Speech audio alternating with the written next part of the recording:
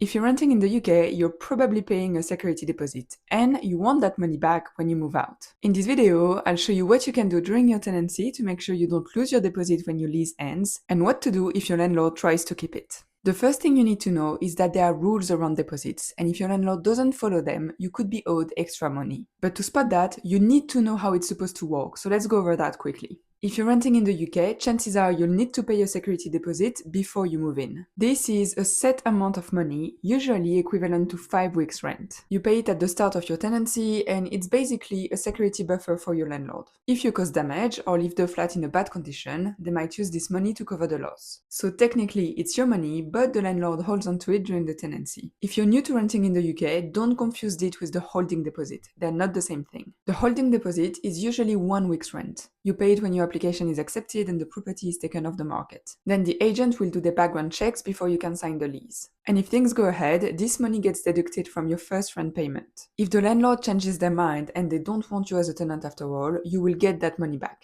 But if you are the one who backs out after paying it, you probably won't get it refunded. This is why it's important to only pay it when you are sure you want the place. It's important to know about that so you can spot scams more easily. No real agent will ask you to pay more than the holding deposit before signing the lease. So if someone asks you to pay a month's rent or more to secure the place, that's a red flag. If you want to learn more about red flags to watch out for, I've made a video on this. I'll link it below if you're interested. So, holding deposit, 1 week rent deducted from your first rent payment. Security deposit, 5 weeks rent refunded at the end of your tenancy, hopefully.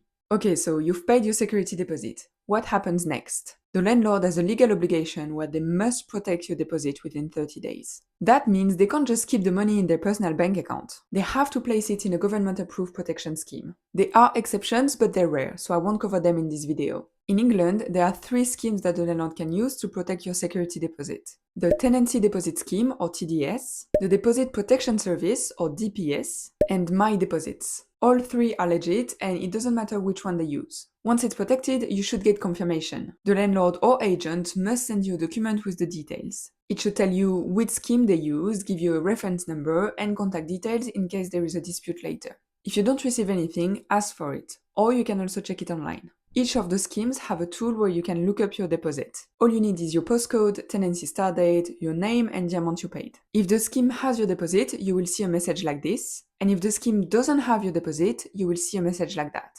I'll put the links in the description if you want to double check your own deposit. This step is really important because if your landlord doesn't protect your deposit within 30 days, they've broken the law. And that gives you rights. You could be entitled to compensation. In some cases, up to 3 times the amount you paid. I know renting in the UK is not a piece of cake, especially in London, but it's not the Wild West either. There are rules to protect tenants. Not a lot, but we still have a few things in our favor. Of course, to get that money back, you need to take care of the place. But even if you do that, some landlords will still try to keep part of your deposit, or even all of it. That's why it's important to protect yourself from day one. So here are a few simple things you can do to make that easier. First, make sure you get the inventory when you move in. This is a document that shows the condition of the property at the start of the tenancy. It usually includes photos and notes about every room, every detail of the place. And if they don't give you one, make your own. Spend 30 minutes taking clear photos of everything. Every wall, every appliance, every bit of damage, even if it looks minor. And don't forget to take photos about the gas and electricity meters too. Then, email everything to the landlord or agent.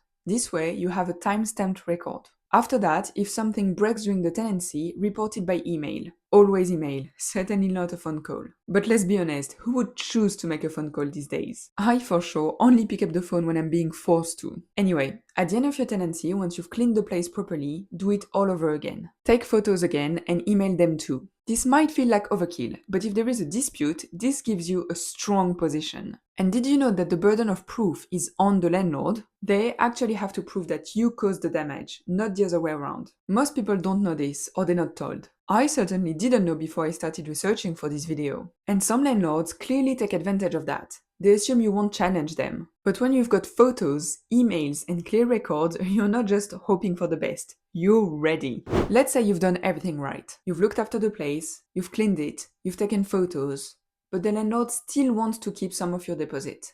It happens. Some landlords are fair, and some are not. But the good news is, you don't have to just accept it.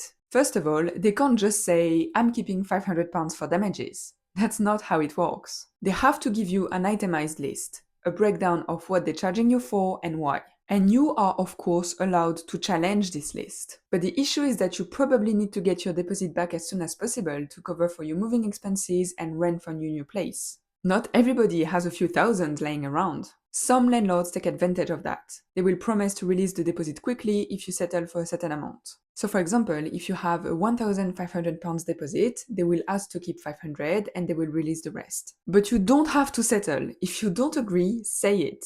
You can reply to the landlord and explain why you don't think that these charges are fair. You are allowed to ask for the full deposit back, so don't let anyone tell you otherwise. But if you can't reach an agreement, don't panic. That's when you can go to the deposit protection scheme. You send your evidence, the landlord sends theirs, and then someone neutral decides what's fair. That's why the emails and photos matter so much. They back up your side of the story. This is exactly why deposit protection schemes exist. So tenants have a way to challenge unfair deductions. You don't need a lawyer, you don't need to be an expert, you don't need to pay anything to use this service. You just need to be a bit organized, or at least it will make things easier. I know this part of the process can be stressful, but at least when you know what to expect, you can be prepared.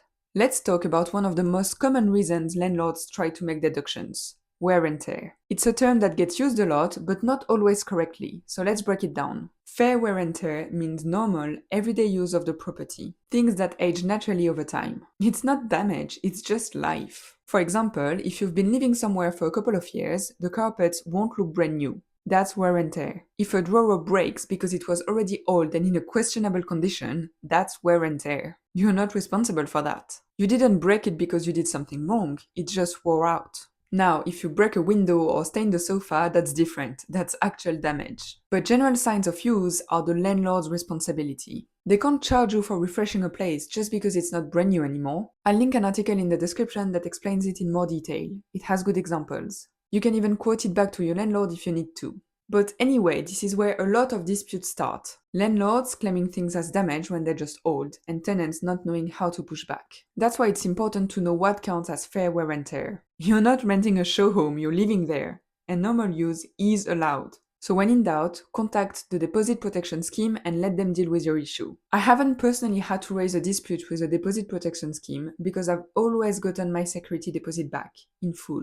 So I also wanted to reassure you, while abusive landlords exist, not everybody has to go to war to get their money back. However, I did help a lot of people who were reaching out because their landlords were trying to keep an insane amount for unjustified things. And over the years, the biggest thing I've noticed is that most tenants are just not aware of their rights. They don't know what is acceptable, they don't know how to fight back.